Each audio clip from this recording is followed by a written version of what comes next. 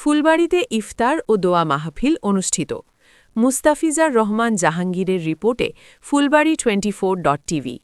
শুক্রবার ২৭ ফেব্রুয়ারি কুড়িগ্রামের ফুলবাড়ী উপজেলার বালিকা উচ্চ বিদ্যালয় পাইলটের হলরুমে ফুলবাড়ী উপজেলা ডেকোরেটর অ্যান্ড সাউন্ড সিস্টেম মালিক সমিতির আয়োজনে ইফতার ও দোয়া মাহফিল অনুষ্ঠিত হয়েছে।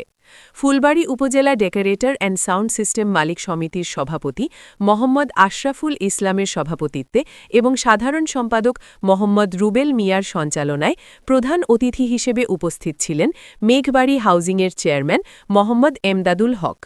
অতিথি হিসেবে উপস্থিত ছিলেন নাওডাঙ্গা স্কুল অ্যান্ড কলেজের সহকারী অধ্যাপক আতাউর রহমান তাজুল, ফুলবাড়ী আদর্শ উচ্চ বিদ্যালয়ের প্রধান শিক্ষক মোর্শেদ আলম, ফুলবাড়ী বালিকা উচ্চ বিদ্যালয় পাইলটের প্রধান শিক্ষক রাহিবুল ইসলাম।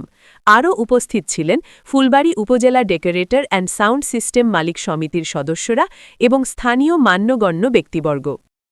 অন্যের জন্য কিছু করলে কিছু পাওয়ার আশায় করতে না, এটা ভাববেন সবসময়, তাহলে আপনারা ভালো থাকবেন।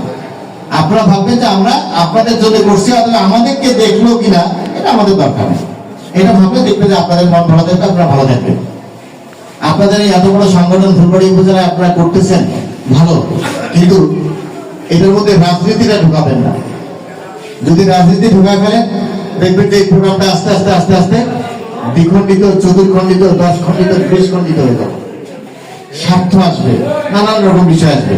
হ্যাঁ, আপনি এক দল করেন, আপনি করতে পারবেন, আপনি আরেক দল, আরেক দল করতে পারেন, কোনো সমস্যা নাই।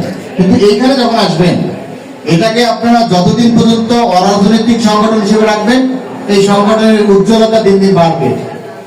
যখনই এই সংগঠনের মধ্যে রাজনীতি ঢুকে যাবে, এইটা বিশৃঙ্খলা তৈরি হবে। তার অর্থই না রাজনীতি খারাপ। রাজনীতি করবেন, রাজনীতির জায়গায় রাজনীতি, আপনাদের এই সংগঠনের জায়গায় আপনারা সংগঠনটা করবেন, তাহলে দেখবেন যে এটার মধ্যে দিন দিন এটার উন্নতি হবে।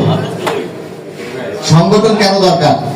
আপনাদের দাবি দেওয়া, আপনাদের অধিকার আদায়ের জন্য সংগঠন দরকার। ফুলবাড়ী আদর্শ উচ্চ বিদ্যালয়ের প্রধান শিক্ষক